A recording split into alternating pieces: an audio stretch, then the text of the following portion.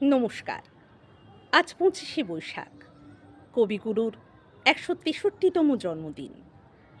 তাঁকে শ্রদ্ধা জানিয়ে আমার নিবেদন কবিগুরু রবীন্দ্রনাথ ঠাকুরের খেলনার মুক্তি। এক আছে মণি দিদি, আর আছে তার ঘরে জাপানি পুতুল, নাম হানাসান।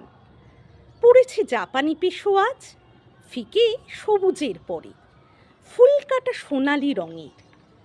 বিলেতের হাট থেকে এলো তার বর, সেকালের রাজপুত্র, কোমরেতে তলোয়ার বাঁধা, মাথার টুপিতে উঁচু পাখির পালক।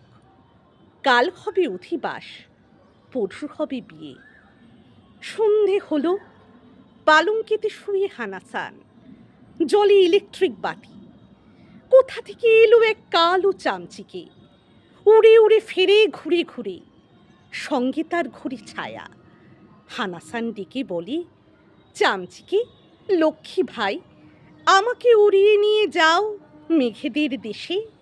জন্মেছি খেলনা হয়ে, যেখানে খেলার স্বর্গ, সেইখানে হয় যেন গতি ছুটির খেলায়।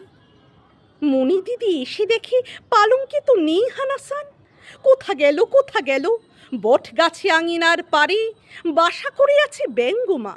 সে বলে, আমি তো জানি, চামচিকে ভায়া তাকে নিয়ে উড়ে চলে গেছে।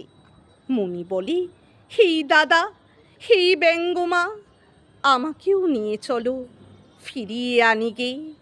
ব্যঙ্গমা মেলে দিল পাখা, মণি দিদি উড়ে চলে সারা রাত্রি ধরে। ভোর হলো, এলো চিত্রকূটগিরি, সেইখানে মেঘেদের পাড়া। মণি ডাকে, হানাসান, কোথা হানাসান, খেলা যে আমার পড়ে আছে।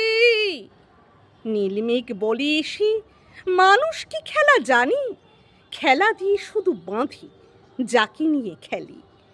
মণি বলে, তোমাদের খেলা কি রকম? কালো মেঘ ভেসে এলো, হেসে চিকিমিকি, ডেকে গরু গরু, বলে, ওই চেয়ে দেখো, হানাসান হলো নানাখানা, ওর ছুটি নানা রঙে, নানা চেহারায়, নানা দিকে, বাতাসি বাতাসি, আলোতে আলোতে। মণি বলে, ব্যঙ্গমা দাদা, এদিকে বিয়ে যে ঠিক, বর এসে কি বলবে শেষে। ব্যঙ্গমা হেসে বলে, আছি চামচিকে ভায়া, বরকেও নিয়ে দেবে পারি। বিয়ের খেলাটাও সেও মিলে যাবে সূর্যাস্তের শূন্যে এসে, গোধূলির মেঘে। মণি কেঁদে বলে, তবে শুধু কি রইবে বাকি কান্নার খেলা? ব্যঙ্গমা বলে, মণি দিদি, রাত হয়ে যাবে শেষ, কাল সকালের ফোঁটা বৃষ্টি ধোয়া মালতীর ফুলে, সে খেলাও চিনবে না কেউ। নমস্কার।